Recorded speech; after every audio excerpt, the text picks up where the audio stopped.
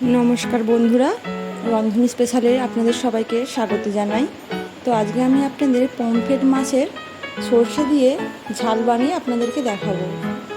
তো পমফ্রেট মাছ বাজার থেকে এইভাবে কেটে নিয়ে এসেছিলো। তারপর আমি ধুয়ে লবণ ও হলুদ খুব ভালোভাবে মাখিয়ে নিয়েছি মাছের মধ্যে। তারপরে কড়াইয়ের মধ্যে তেল গরম করে একে একে আমি পমফ্রেট মাছগুলো কড়াইয়ের মধ্যে দিয়ে দেবো।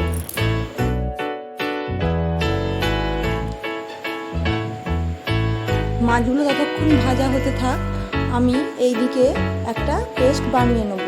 আমি এখানে অল্প কিছুটা সর্ষে এবং কয়েকটা কাঁচা লঙ্কা নিয়ে নিয়েছি। খুব ভালোভাবে শিলনোড়ায় আমি খুব ভালোভাবে বেটে নেব। তো বাটা হয়ে গিয়েছে। বাটাটার মধ্যে আমি অল্প একটু হলুদের গুঁড়ো দিয়ে দেবো। তো মাছগুলো দেখুন এক পিঠটা কিন্তু ভাজা হয়ে গিয়েছে। আমি এবার উল্টে দিচ্ছি। মাছগুলো কিন্তু খুব একটা কড়া করে ভাজবো না, মিডিয়াম ভাজবো। মাছগুলো ভাজা হয়ে গিয়েছে, আমি একটা একটা করে তুলে নেব। দেখুন বন্ধুরা কতটা সুন্দর দেখতে লাগছে মাছ ভাজাগুলো। তো সমস্ত মাছগুলো কিন্তু আমার ভাজা হয়ে গিয়েছে। তো বন্ধুরা যারা যারা আমার চ্যানেলে নতুন, প্লিজ চ্যানেলটিকে সাবস্ক্রাইব করে দেবেন। অবশ্যই পাশে থাকা বেল আইকনটি অবশ্যই ক্লিক করে দেবেন আমার ভিডিও নোটিফিকেশান সবার আগে আপনার কাছে পৌঁছে যাওয়ার জন্য। তো তারপরে আমি আবার কড়াইয়ে সরিষার তেল দিয়ে কালো জিরে ফোড়ন আমি তেলের মধ্যে দিয়ে দেবো। তারপরে যে মশলার পেস্টটা আমি বানিয়ে রেখেছিলাম সর্ষে এবং কাঁচা লঙ্কা, সেটা আমি তেলের মধ্যে দিয়ে দেবো। দিয়ে কিছুক্ষণ কষিয়ে নেবো মশলাটাকে। তো 1 থেকে 2 মিনিট আমি মশলাটাকে খুব ভালোভাবে কষিয়ে নিয়েছি দেখুন। তারপর আমি এর মধ্যে স্বাদ মতো লবণ দিয়ে দেবো।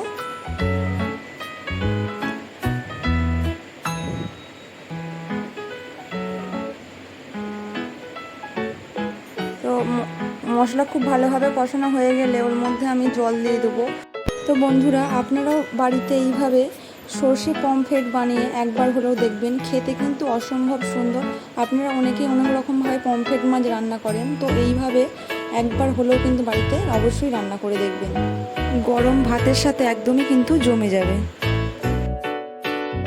ঝোল খুব ভালোভাবে ফুটে গেলে ওর মধ্যে আমি মাছগুলো দিয়ে 2 থেকে 3 মিনিট খুব ভালোভাবে এইভাবে ফুটিয়ে নেবো, ফুটিয়ে নামিয়ে নেবো। তো আমার পমফ্রেট মাছের কারিটা কিন্তু একদম রেডি হয়ে গিয়েছে বন্ধুরা। তো আজকের রেসিপিটি কেমন লাগলো বন্ধুরা অবশ্যই কমেন্টে জানাবেন। ভালো লাগলে অবশ্যই একটা লাইক করে দেবেন। সকলে ভালো থাকবেন, সুস্থ থাকবেন। ধন্যবাদ।